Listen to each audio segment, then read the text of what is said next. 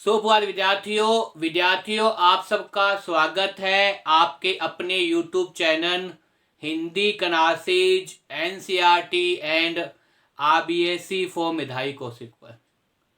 देखिए विद्यार्थियों, जैसा कि आपको पता है मेरा नाम मेधावी कौशिक है और मेरे कॉन्टैक्ट नंबर दिए हुए हैं आपके सामने। अगर आपको कुछ भी पूछना है तो आप पूछ सकते हैं, मैसेज कर सकते हैं। आज मैं बताऊंगा आपको अपठित पद्यांश कि प्रश्नोत्तर कैसे पेपर में आएंगे। बहुत ही महत्वपूर्ण ये प्रकरण है विद्यार्थियों। आपको पता है पेपर के अंदर अपठित पद्यांश आएगा, उस अपठित पद्यांश में से वो 4 या 5 प्रश्न पूछेगा। इस प्रकार के प्रश्नों को हल करते समय सबसे पहले आपने क्या करना है, आपने उस पद्यांश को, कविता की पंक्तियों को ध्यान से देखना है, समझना है। उसके बाद वो जो प्रश्न पूछा है वो आपने उनके सही उत्तर करने हैं विद्यार्थियों।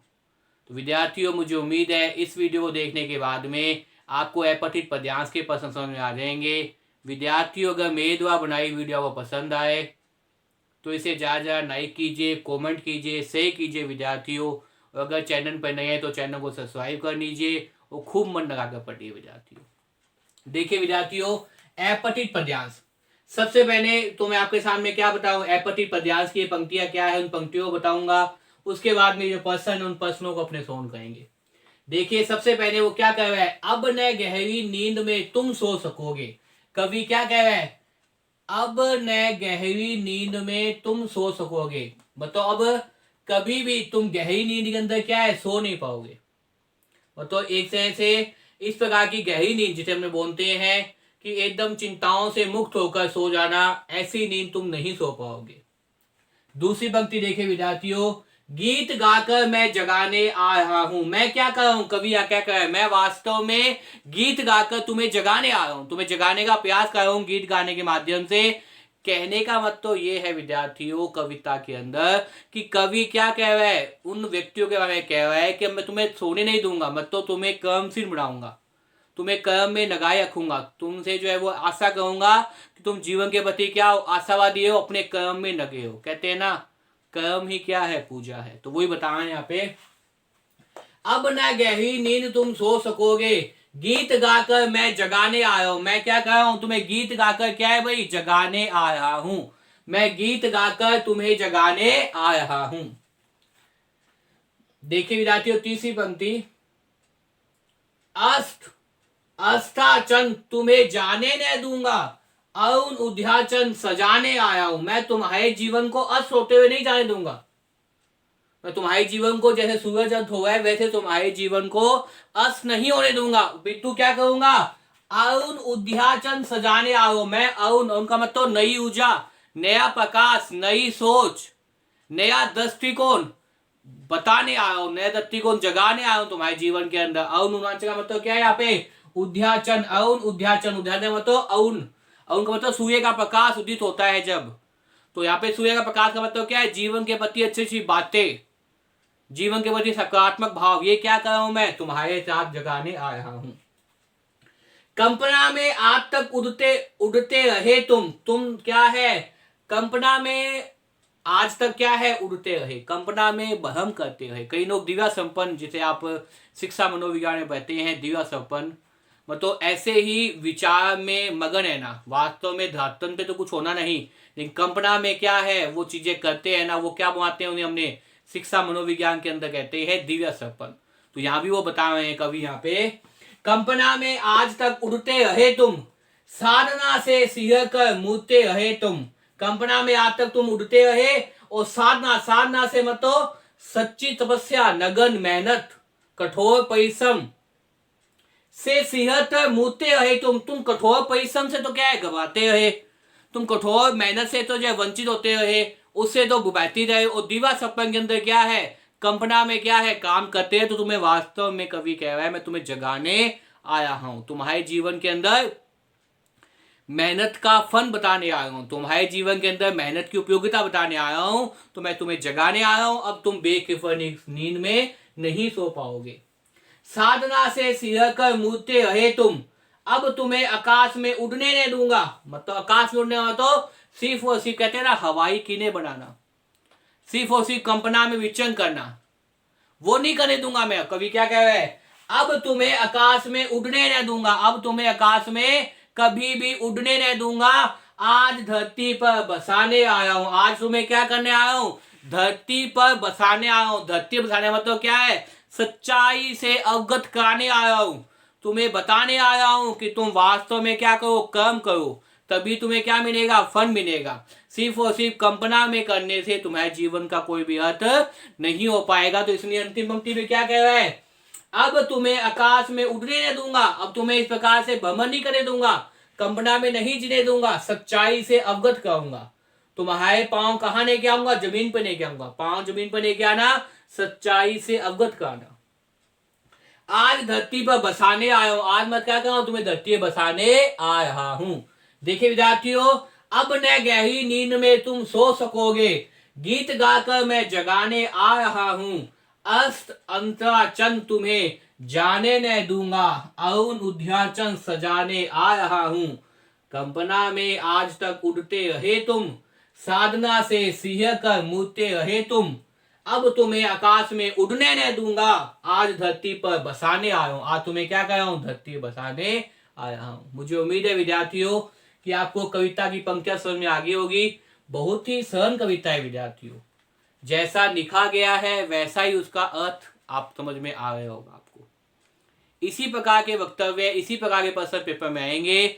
ज्यादा कठिन कविताएं नहीं आएगी, ऐसी कविता आएगी जिनका अर्थ आप समझ सके। तो ये बताने का प्रयास कर रहे हैं, सीधा सा अर्थ आ रहा है कि मतलब आपको गहरी नींद से तुम सोए हुए थे, तुम्हें गीत गाकर मैं जगाने आया हूं, अस अंताचन तुम्हें जाने नहीं दूंगा, अरुण उद्यानचन सजाने आया हूं। मैं तो तुम्हारे जीवन को डूबने नहीं दूंगा निराशा के अंदर, तुम्हारे जीवन में क्या करने आया हूं, अरुण उद्यानचन आशा जगाने आया हूं।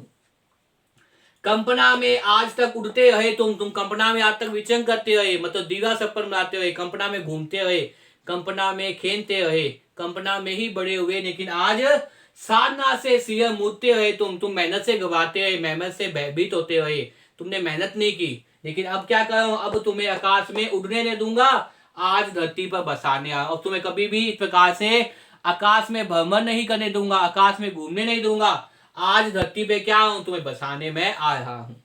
तो मुझे उम्मीद है विद्यार्थियों आपको कविता की पंक्तियां समझ में आ गई होगी। इसी प्रकार आपने कविता की पंक्तियों के अर्थ को कुछ देर समझना है। उसके बाद हम देखते हैं प्रश्न।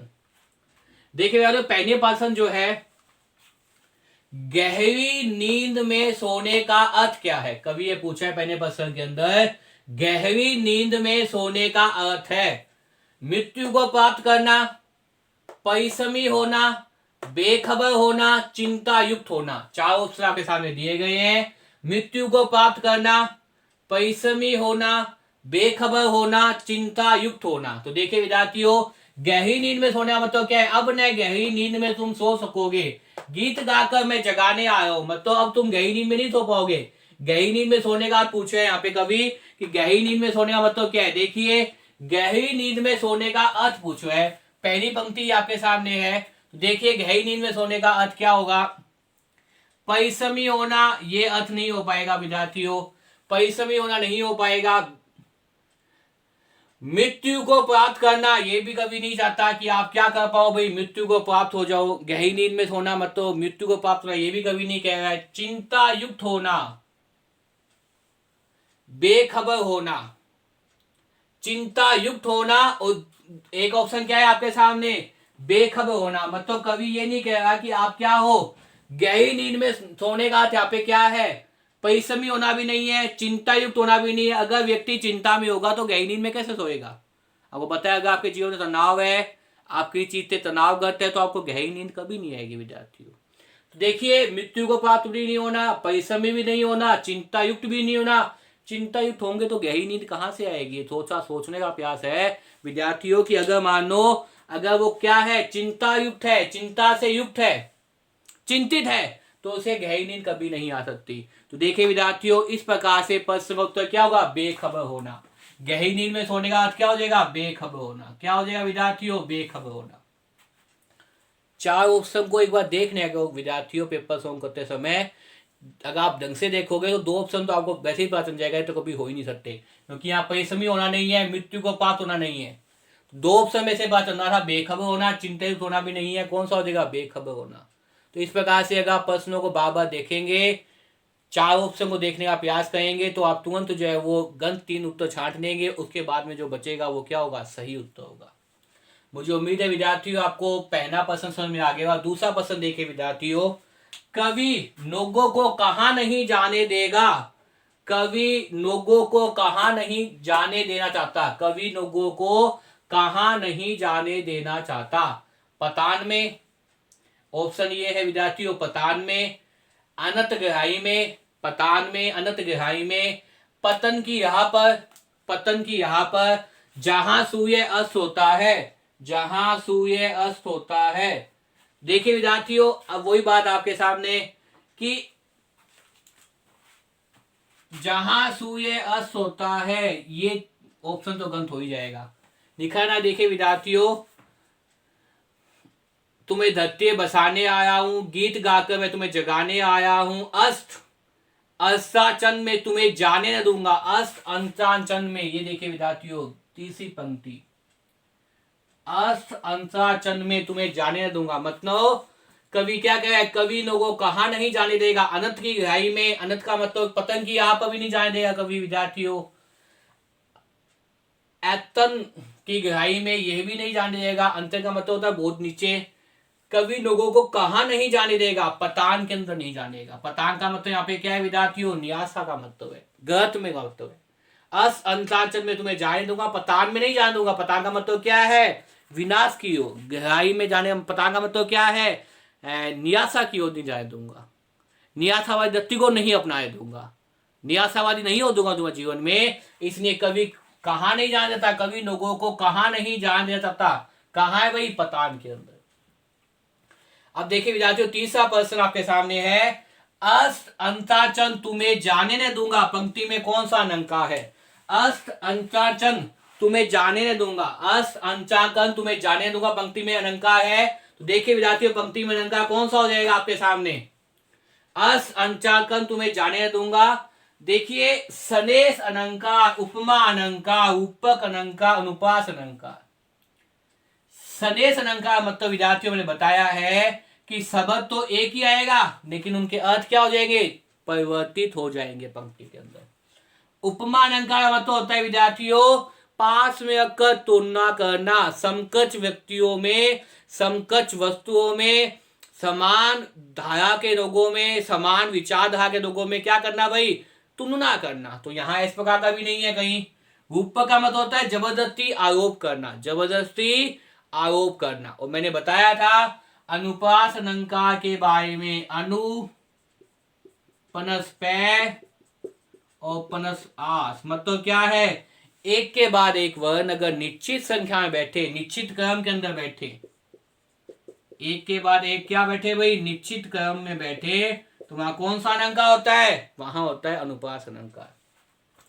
देखिए विद्यार्थियों, अष्ट अंताचन तुम्हें जाने न दूंगा, ये देखिए ए की एक, चाहे एक वर्ग की पुनरावृत्ति हो जाए चाहे दो वर्ग की पुनरावृत्ति हो जाए, सबसे सरल अलंकार कौन सा है, अनुप्रास अलंकार है। तो विद्यार्थियों, आप जब भी इस प्रकार की पंक्तियों को अन करें, तो आपको अलंकार पूछा जाए पंक्तियों में, तो सबसे पहले आपने अनुप्रास अलंकार देखना है। अनुप्रास अलंकार 99% होता है, अगर ऑप्शन में दिया गया है तो आप मान के चलिए कि उसमें अनुप्रास अलंकार कहीं ना कहीं दिखाई देगा। अनुप्रास का मतलब क्या बताया विद्यार्थियों, याद हो गया हुआ मुझे उम्मीद है, अनु पनस पै पनस आस। अनु का मतलब क्या है, एक के पीछे एक वर्ण निश्चित क्रम में बैठना। विद्यार्थियों, जैसा कि आपको पता है, हिंदी पढ़ाने का उद्देश्य यही है कि आपको साथ साथ में क्या हो, याद हो। तो याद कर लीजिए अनुप्रास अलंकार, अनु पनस पै पनस आस। अनु का मतलब वर्ण एक के बाद एक निश्चित क्रम में अगर बैठे उपस्थित हो, तो वहां कौन सा अलंकार होता है विद्यार्थियों, अनुप्रास अलंकार होता है। देखिए अनु प्लस पै प्लस आठ निश्चित क्रम में, तो देखिए यहाँ पे क्या है, ए1 की पुनरावृत्ति हो रही है एक, तो दूसरा देखिए विद्यार्थियों किसी की हो रही है, तय की, नय की देखिए विद्यार्थियों नेफ की हो रही है, यहाँ भी आखिरी में, यहाँ भी आखिरी में, और कहीं है। उसके अलावा देखिए विद्यार्थियों ये की भी पुनरावृत्ति हो रही है। तो इस प्रकार से इसमें देखा जाए तो आपके सामने किस किस की हो रही है विद्यार्थियों, ए की हो रही है, और ए के बाद किसकी हो रही है विद्यार्थियों, नेकी हुई है और उसके बाद में क्या हुई है, इस प्रकार 3 पुनरावृत्ति हुई है, एक की पुनरावृत्ति वेग हो जाती है, तो कौन सा अनंका होता है, अनुप्रास अनंका। यहाँ तो 3 वर्णों की पुनरावृत्ति हुई है। पुनरावृत्ति का मतलब एक से ज्यादा बार आना निश्चित क्रम के अंदर, और निश्चित क्रम का मतलब ये होता है विद्यार्थियों, यहाँ 1 नंबर में तो यहाँ भी 1 नंबर होना चाहिए यहाँ आखिरी में तो यहाँ भी आखिरी में होना चाहिए। तो इस प्रकार से यहाँ कौन सा अनंका हो जाएगा विद्यार्थियों, यहाँ आपके सामने 4th अनंका हो जाएगा। अनंका भी कौन सा हो जाएगा, अनुप्रास अनंका। अनंका भी कौन सा हो जाएगा विद्यार्थियों, अनुप्रास अनंका।